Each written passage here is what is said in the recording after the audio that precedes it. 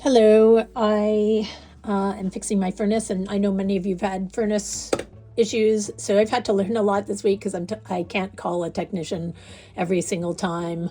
Always better to learn about the equipment in your house, end times and all. If you can actually get the furnace to work, I've got a piece of tape here so that it will run when I take the door off, because as soon as you take the door off, this switch comes out and will stop the furnace from running, which is great. Cuts the power to the furnace, basically, to the board. Let's see, the pressure switches are here. These are three pressure switches. This is redundant, and when I first started working on the furnace, I basically took out the redundant switch because I was getting an E2 error code down here. This will indicate an error, and on the outside of your furnace door it will have error code, so you know what's wrong.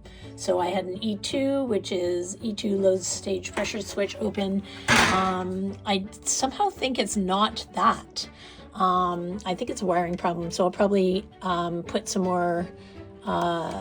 There's pretty much, I cut the crimp thing off it, and then just bypassed that one switch. It's been running for 3 days fine, and then it just stopped running again. So it's just been a shit show of cold, pardon my language. If you manage to open the doors and it's running, try turning this switch off and on for the pressure switches. Sometimes that'll fix the problem. Sometimes just turning off and on your power at the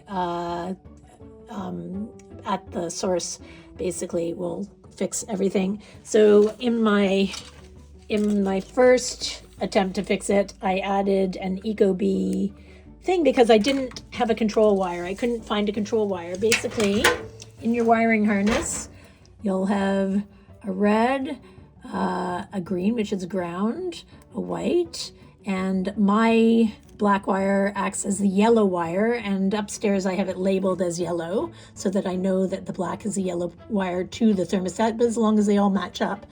And then I came down here and found this wire wound up down, just basically wound up around here.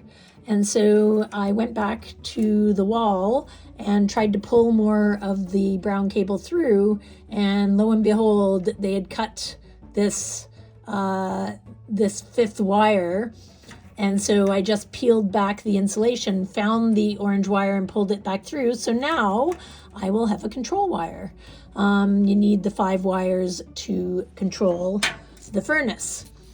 This is off of this plate here. You can see it's very well labeled. This matches up. Hopefully when I flip it over, I'll get it exactly into the thing. I've labeled the 2 for the middle there. So it's basically like this. We'll go in there and press that in, and all my wires, you can see this. Let me just flip it around here. The red wire will go to the control wire, and a white wire from the 2 wires that come into your furnace. The control wire and the white wire go in there. The green wire goes in the green. The white wire goes in the white. And then the black wire from this, which is really the condenser. This black wire is a condenser. And my other yellow wire from the thermostat from this bundle, both of these will go in together. And this white wire will now go with a control wire, which I will strip back and fit into the C. C is for control.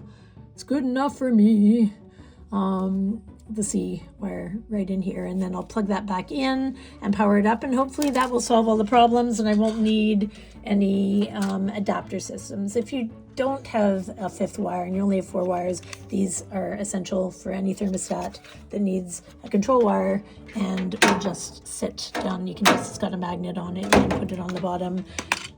These 4 wires would go into there, into here, red, green, yellow, and white. And then on the other end, it's got a C wire, which is right here.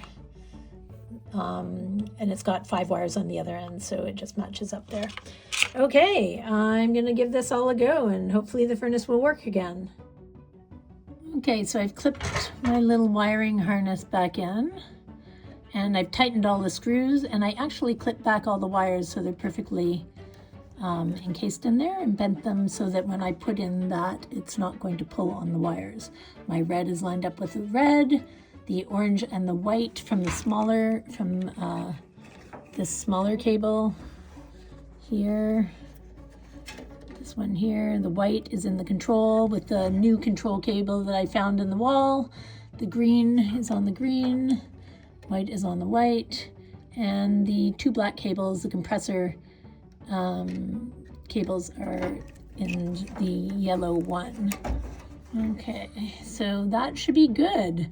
Now I've got to go upstairs and make sure that my wiring matches and that all my wires are good on my thermostat, now that I've got a control wire on my furnace. Before I turn on the power, double checking, I've removed the adapter. All the wiring is correct down there. I may or may not have turned the switch, the condenser switches off, but I didn't. I still have that extra switch taken off, but I'm probably going to go to Canadian Tire and get some adapters today and reattach that as well, because I don't think it's wrong. I think we were just missing the control wire, messing everything up. So now I'm going to go into, I'm at my panel, that's my furnace. I'm just going to click my furnace on. I'm just going to give everything a check, make sure everything is solidly on. My thermostat is setting up. I still haven't gone on. I still have to set my thermostat up. So you can see the glow plugs going. See it up there. So that's my tutorial on furnace adding your C cable. So what video I missed, and I think I deleted it, I pulled the wire through the thermostat wall, and then I had to peel back the casing of the wire coming out to the thermostat, but I did find that 5th wire in there, that orange wire, and was able to add it to the thermostat, and then restarted it, and had a girly moment of excitement when my furnace powered on. Now I have heat in the house. It's minus 27 in Toronto today, so I'm super overjoyed that I can now take off my hat and coat and sweaters, because it's actually quite warm in here now, and I'm very excited. Don't be afraid to check things out. Just be very safe, and make sure that you're always working without the power on. If you're checking wiring and everything, don't be afraid to try things.